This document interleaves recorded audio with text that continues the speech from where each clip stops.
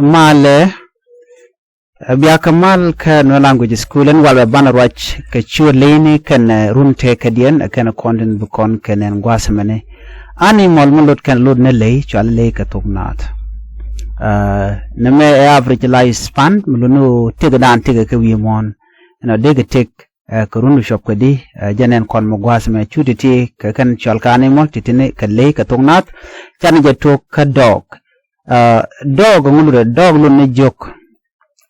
The meaning of dog is joke. Joke take a rundang de. Joke take a rundang well, a wicker well joke. A gent take a down take a ja. La take a run well joke, which a run well joke, I should be sure you and joke. Take on cat. Cat mululone nyaw. Nyaw. Cat nyaw. Nyaw gent take run well barrow. Run well joke, run well barrow, a carun take a de. Which a run well barrow, church be sure you and nyaw. Nyaw shall a cat. Cow young. Young run take the dialte gurun jandangro. La rundi run well did we karuni jandangro, a karun take the young. No which rundi jandangro, which a kacho but de lu and young. Took on ka oros. Oros muludo guada lun ni joke torok. Joke torok jane gonono. Joke torok.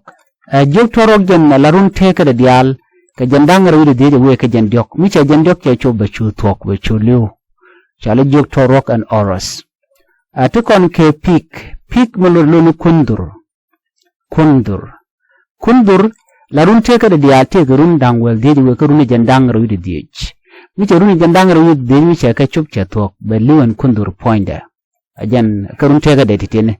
Tukon ke mosquito. Mosquito mulur jane.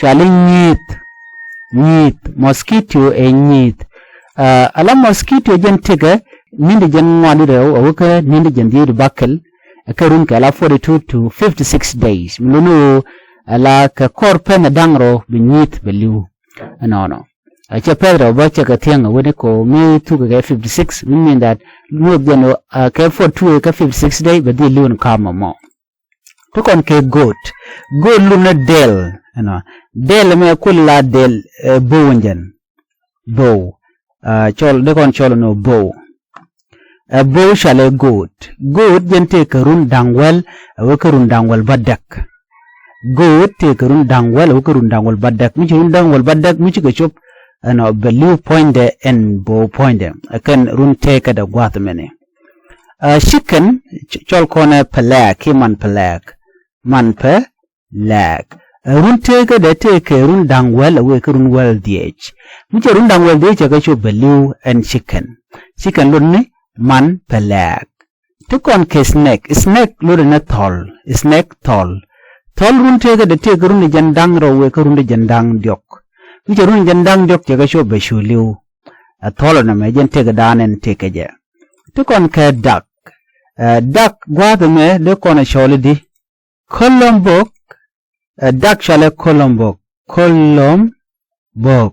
shale duck point te urundu chop ko well we kurun dangwel di 10 to 15 years and on shale duck tukon ke monkey e gog te urun dangwel we kurun jandang di mi run jande ga chop be shulu and monkey lun na gog tukon ga crocodile nyang ala run tega de te kuruni jan bakkale we kuruni jan dang baro mi run jan dang baro chaga chup be chuliu cha tong wa mo cha dong crocodile lurani nyang to kon ke tiger lun na kwach chale tiger mean kwach point te kurun de chop ko wel we kurun dang wel dich mi run dang wel dich chaga chup be chuliu na mo kwach na mo tiger to kon ke red jen point de kun point te gurun to chop karaw awe karun diok 2 to 3 years be chuli ngwaro mo miche ka chop